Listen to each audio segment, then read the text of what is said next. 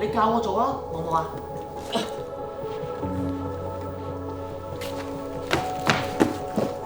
快啲啦，又有。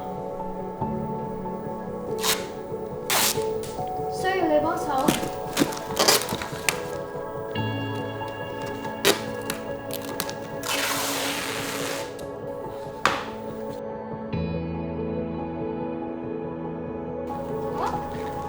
咁樣呢只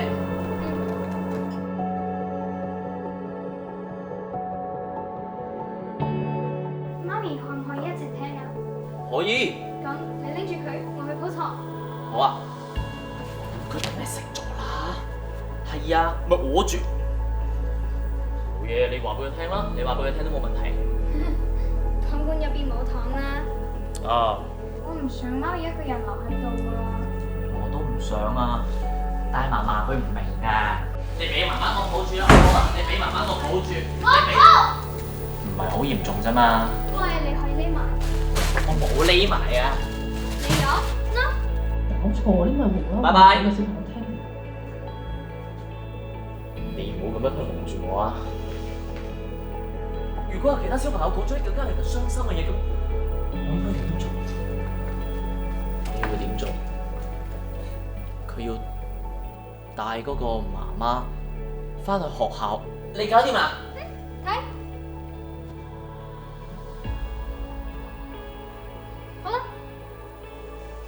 喂，我係咪打個電話俾你都唔得啊？媽媽，我有啲嘢想同你講，對唔住，我隻杯係我打爛嘅。所以，我哋整咗呢個智商媽咪，佢咩都同我哋講。你而家去攞媽媽，跟住去刷牙、洗面，我轉頭就過嚟。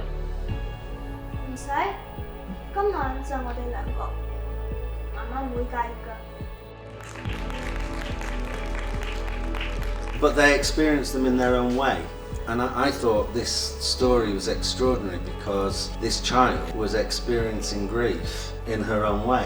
And I thought it's the kind of story that everyone should have a chance to experience. 我觉得我们的社会文化，特别是成年人，真的可以更多的相信一下我们的孩子。咁啊，再次感謝我哋嘅嘉賓。